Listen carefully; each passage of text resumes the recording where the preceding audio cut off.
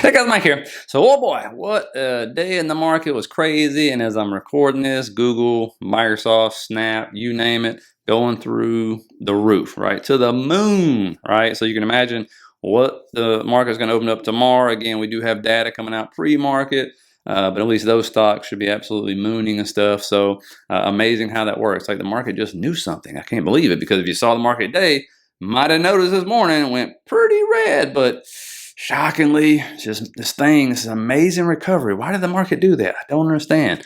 So we'll get into what caused the sell-off, obviously, and what happened, but then why we recovered. All right, and then we'll go into a few of those stock charts like Nvidia and Tesla. And oh my God, I don't know if you saw Ford reported. I don't know if you saw their EV sales, but it's amazing to watch. And again, we'll go over the red folder news and the earnings for tomorrow, because we do have some, which will absolutely affect the markets for sure in pre-market. But when you look, it's this right here, guys. So GDP you saw come in light, right? Come in lower than what expected, but that was what the market reacted off of. It reacted off of the personal consumption core prices index, okay? And it took a sharp uptick. And so that was like, uh-oh, that is not good. All right, and then you look at, here comes the jobs data once again. People, you got jobless claims, initial and continuous, and once again, continuing, just going sideways, not hitting the projection. Initials doing the same thing. So these aren't going up, right, which people would expect when you're sitting here with high rates and things like that, and that happening, but it's just not happening, okay? And I'll get into something else that also came out, which was really strong and surprised the market. But again, what happens? Yield spike. Here comes the 10-year, right? Here comes the 30-year. And where does the market go? It goes down, right? It has this huge reaction because it's the initial like spike up that freaks the market out. That's what it's reacting off. The stock market is reacting off the bond market, not the data coming out. The bond market is reacting off the data coming out. Always remember that. Now, you look at pending home sales, even with mortgage rates where they're at, plus 3.4% month over month, they thought it was going to be 0.4%. So that came in way higher than people actually expect. And you can see, I mean, looking at that chart, it still continues to tick up, like this rounding bottom thing going on right there. And so people are still buying. I know in my neighborhood, houses are flying off really fast. As soon as the for sale sign hits, it's bought. All right, even when the rates where they're at right now. And when you look at GDP, you can see what was the biggest problem? Government spending fell off, right? You see 1Q 2024 right there. It was 3.3, 5.8, 4.6, then went to 1.2. And government spending makes up 17% of the GDP, which is kind of crazy when you think about it, right? You go down, though, and you start looking at this stuff, okay, yeah, exports, that went down a whole boatload, but then imports, well, look at that right there, right? Residential, right, 13.9%. And so, a lot of different categories. Maybe it's one blip, maybe it's a one-off. We'll have to see or whatever. But really, the market was just focused on, okay, where's kind of inflation data coming in at, right? And does that mean rate cuts? And all of a sudden, they're pricing those out now, which of course now you got earnings doing a whole different story. Because remember, never forget, the bond market, I believe, if I remember correctly, is like 3 times the size of the stock market, right? There is no stock market without the bond market. The Fed, all they really care about is the bond market. If it is stable, we're good to go, and we're able to sell bonds. That's why we like to look at junk bonds, right? Because the junk market, because these are considered smart money for a reason, right? Not the stock people in the stock market, it's the people in the bond market. And so if the junk bonds, if people are willing to buy those and take risk on that, then people in the stock market look at it and go, oh, it's still steady and we're still good on that. Okay, we'll up the risk over here. In the stock market, if the bond market is wobbling and not looking good, the people in the stock market get really nervous and go, ooh, that's not good. Hold on a second.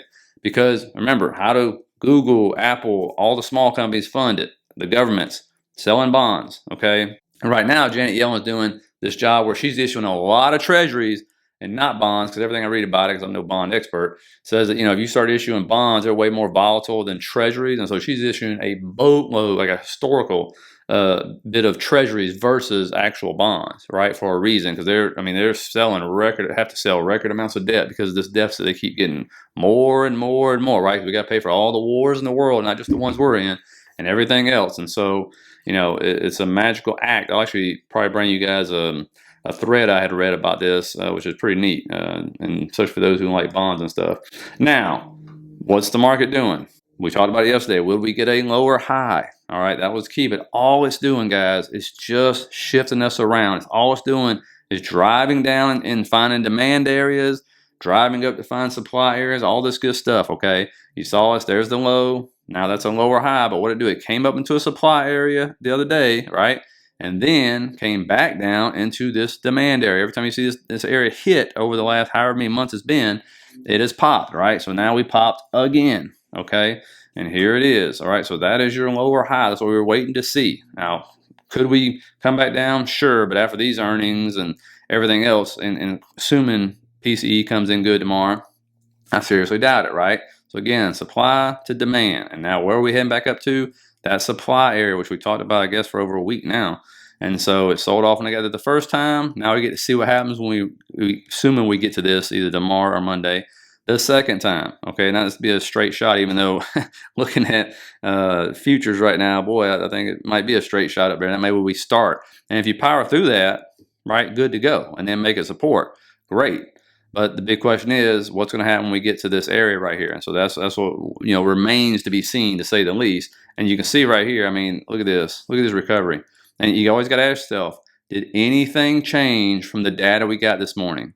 Nothing changed. No news come out to cause this, right? It's just we're in a demand area. Now it's time to move up, okay?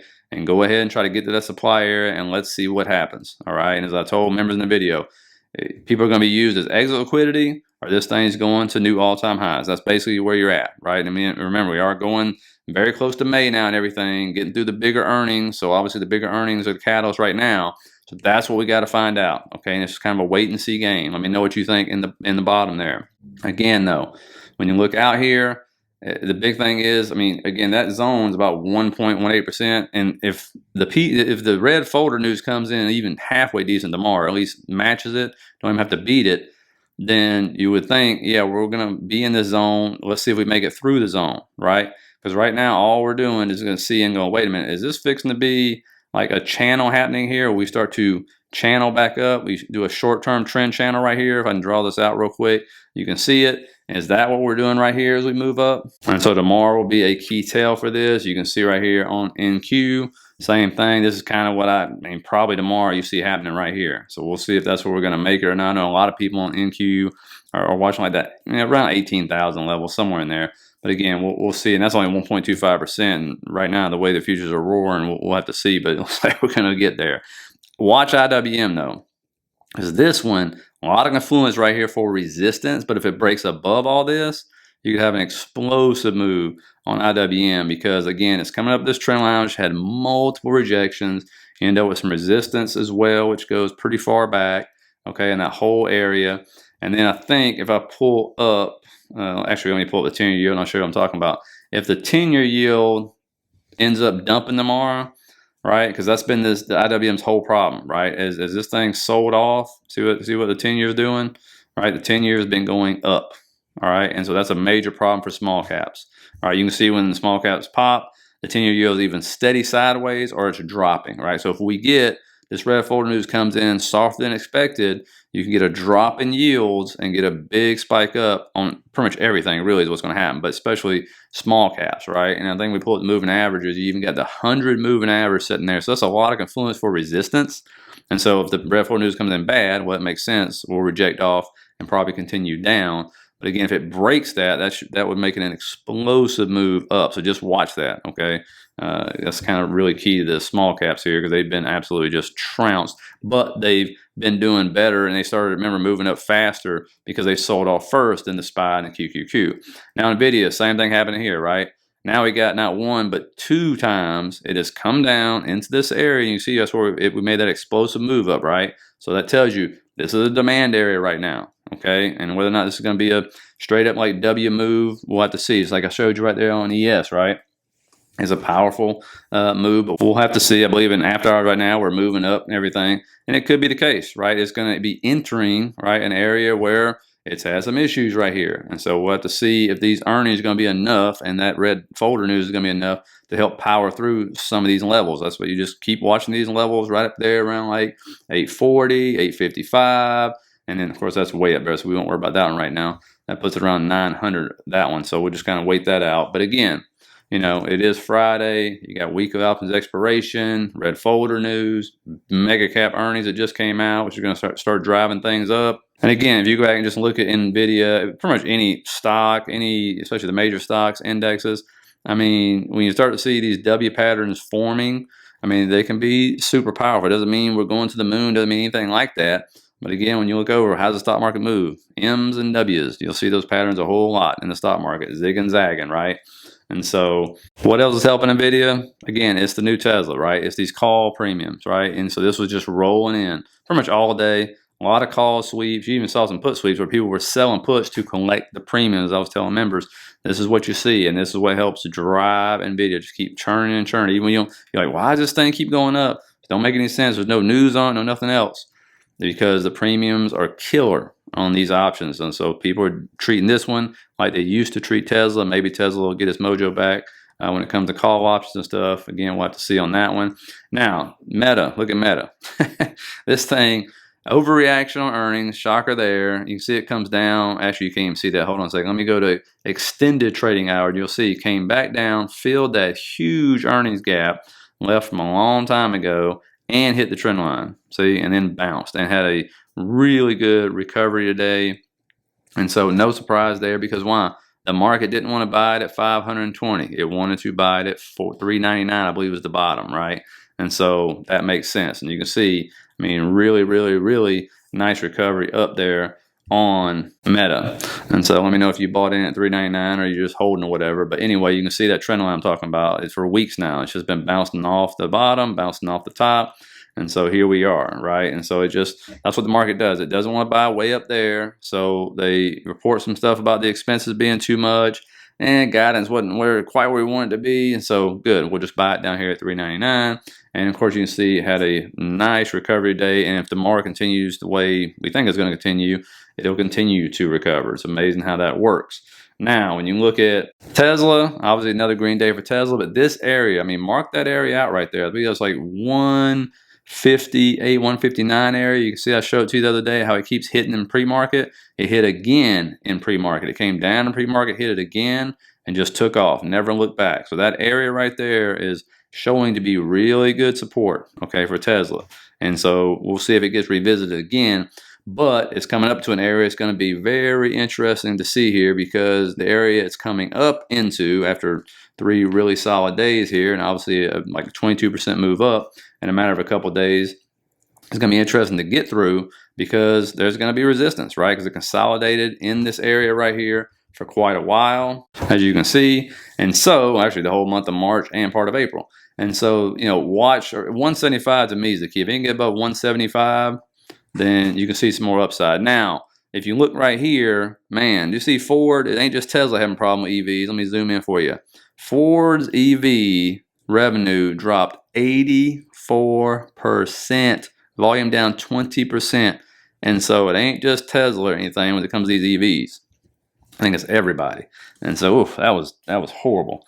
Now, Apple, again, I'll just keep marking this one out. Another green day for Apple. Even when everything else was down 2, 3, 4%, Apple went barely red. They seem, when I say they, I mean the market, seems to want to just keep it in this area right here between like 165 and 180 right there, waiting for earnings next week. So again, this one could continue to move up. We'll have to see it's performing well even when the market's red. I think that's kind of a key indicator, because everything's kind of, I think, maybe priced in at this point in time. We'll see. Again, tomorrow you'll have your oil stocks reporting, AbbVie, some healthcare stocks as well coming out. Really nothing big, I mean, compared to the day. But then you look at the red folder news, you're going to have core PCE price index. This is red folder. And then you have consumer sentiment. I don't think consumer sentiment is going to do anything. It's about the PCE. This is what's going to happen is you're going to watch the yields. And so if you see yield spike, most likely it means PCE came in hotter than expected. Because we look back, November, December, it was coming down. January, February, it came down, but it stalled at 2.8. They're expecting 2.6 tomorrow. So we'll see. And if you see yields drop or just even remain the same, you know, stocks don't need it to drop to go up, then it came in as is or lower, okay? And understand, like, catalysts going forward, you know, are going to be hit or miss, and especially when it comes to earnings, because now all we have is Apple left next week, and NVIDIA don't report for a while. All the mega caps are done. They really have all those weights to them, right? And so earnings are coming in all over the place. You see big hits, big misses, but you're seeing huge reactions, right? I mean, huge reactions. And the mega caps are getting smart. You see what they're doing? What did Google pull just now? Oh, we're going to do a dividend now. They learned from Meta, right?